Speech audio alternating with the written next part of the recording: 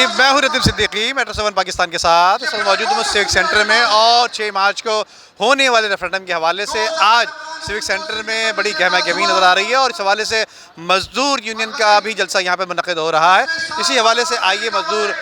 Union جو کہ سابقہ سی بی ہے، ان کے لوگوں سے بات کریں گے کہ کیا عملی جمع پہنانے جا رہے ہیں اور آئندہ کا منشور کیا ہوگا، اور کتنی امید کی جا سکتی ہے کہ 6 مارچ کو مزدور یونین جیت جائے گی۔ آئیے۔ اور یہ 2023 ہے، یہ یونین ہمیشہ مزدوروں کے لیے مخلص طریقے سے کام کرتی رہی ہے، اسی لیے میں نے کبھی بھی اس یونین کے ساتھ نہیں چھوڑا، اور انشاءاللہ نہیں چھوڑوں گا جب تک میں زندہ ہوں اس یونین کے ساتھ۔ اس ریفرنڈم کو کرایا ہے اور لیبر ڈائریکٹر کو مجبور کیا کہ وہ ریفرنڈم کرائے، اس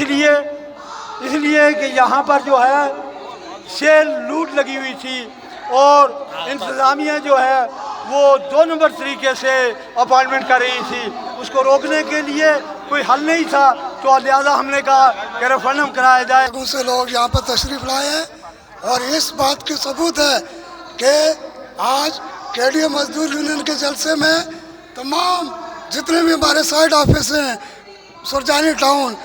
اپنا lines area, land department, engineering department, اس بات کا بیان ثبوت ہے۔ بات یہ کے ڈی اے کے اندر ریفرنڈم کا انعقاد ہو چکا ہے، اور انشاءاللہ 6 تاریخ کو کے ڈی اے مزدور یونین ون کرے گی، اور کے ڈی اے میں جو آج گہما گہمی لگی ہوئی ہے، بازار گرم ہے، منگل بازار لگا ہوا ہے، وہاں الگ یونین وہاں الگ یونین، آج ہمارے ڈیز ہمارے کو انتظامیہ نے دی تھی۔ انشاءاللہ تعالیٰ بہت سارے جوان شامل ہوئے، جیسے بھی ہمارے متین بھائی نے کہا کہ کم 200 بچے ہم نے اپنے مرحومین کے یہاں پر کرائے ہیں، تو جوان خون انشاءاللہ تعالیٰ شامل ہوگا اور اس سے تقویت ملے گی۔ اس کے اندر 6 تاریخ کو ریفرنڈم ہونا ہے، اور اللہ تعالیٰ نے چاہا اور اللہ کے رسول نے چاہا، جس طرح کے ڈی مزدور نے 40 سال تک کے ڈی ملازمین کی خدمت کی ہے، اور جو بے شمار ان کو براتیں، فوائد، ان کے گریڈ، پروموشن